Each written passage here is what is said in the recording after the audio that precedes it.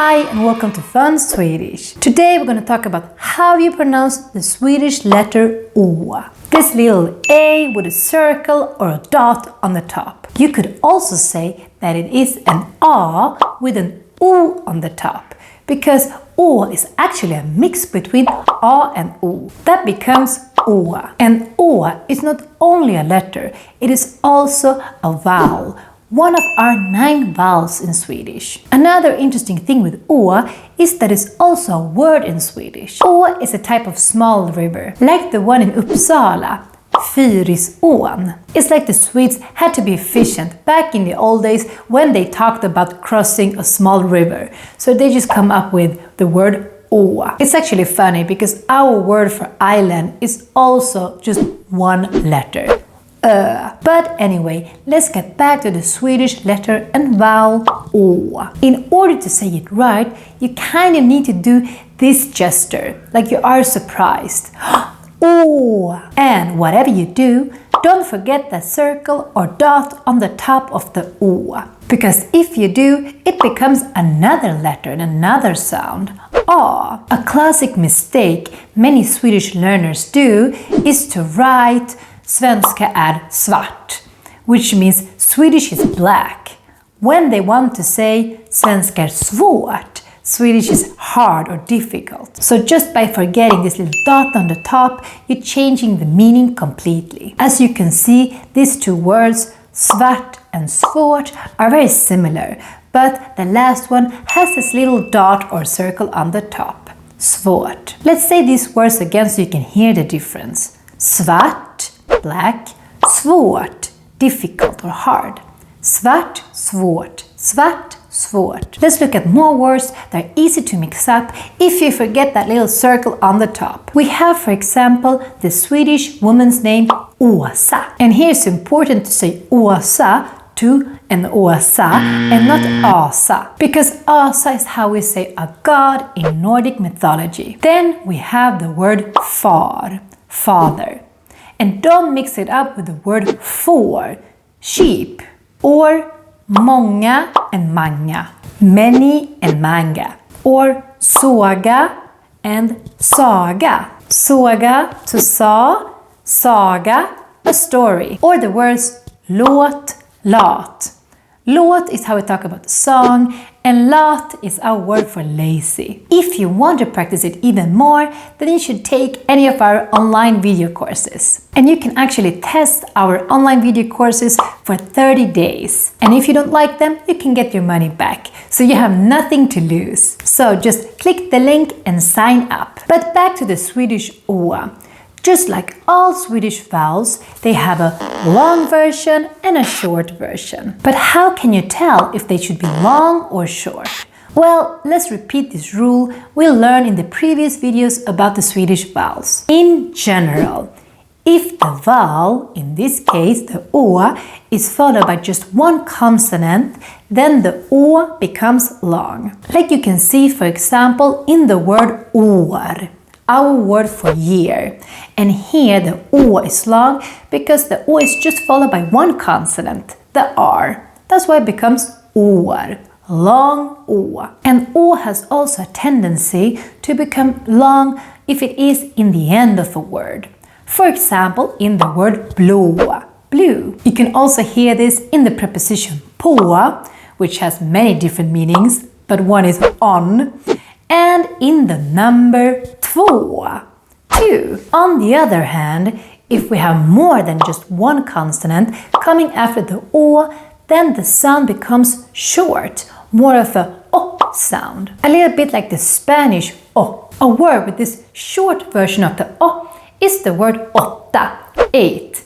And here the å becomes short because we have 2 consonants coming after, the 2 t's. That's why it becomes o. 8. Let's compare these 2 words we talked about with the long and the short version of the å. År, åtta. År, åtta.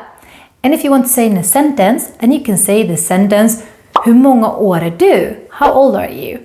8, 8. There are of course some exceptions. No!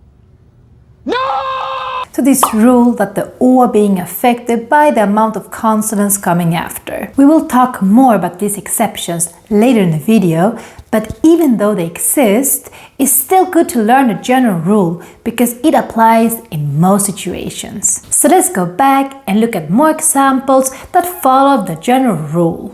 Yeah, that sounds great.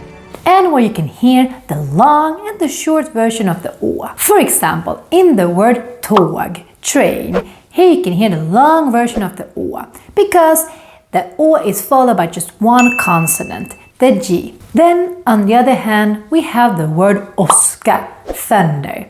Think about Tor here. And the O in åska is really short because it's followed by two consonants, the S and the K. Åska. Let's compare these two words. Tåg, åska. Tåg, åska. Can you hear the different sounds of the O? One is longer and one is shorter. Å, å. Tåg, åska. Another useful word with a long O is in the word åka. And here it becomes long because it's followed by just one consonant, the K. Åka can be translated to go, but we only use åka if we go somewhere with some kind of transportation. So that's important to keep in mind. You can also translate it to travel sometimes. For example, in the sentence, jag åker till Sverige.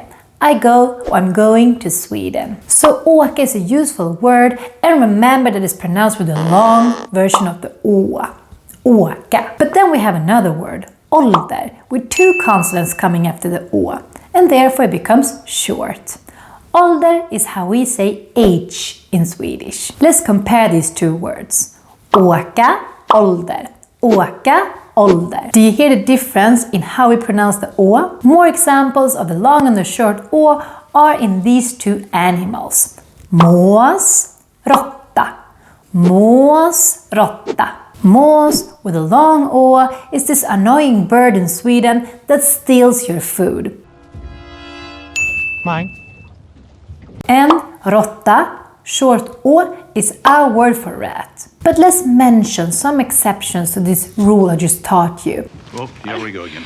And why these exceptions occur. For example, the word svårt that we previously mentioned has a long å even if it's followed by two consonants. And this is due to a very specific pronunciation rule. And that is, when the R is followed by a T, it becomes quite silent. It's like the R doesn't exist. So we don't say svårt. No, we kind of say svårt. It's almost like the R is gone, and therefore it kind of works like just one consonant coming after the O. So therefore it becomes long even if it's technically two consonants coming after.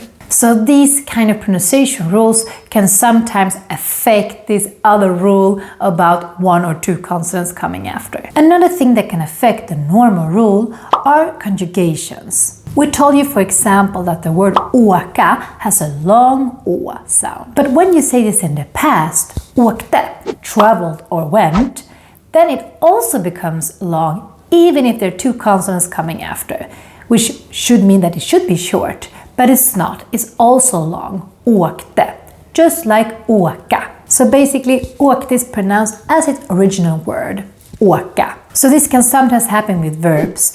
We kind of pronounce things just like the original version of the verb, even though we spell it a bit differently when we modify it or conjugate it. Therefore, we have a long å also in åkte to keep some kind of consistency, I guess. Can you come up with more words spelled with å? Let us know in the comment section below. And before you go, don't forget to sign up to our online video courses. Here's the link again. Hej då!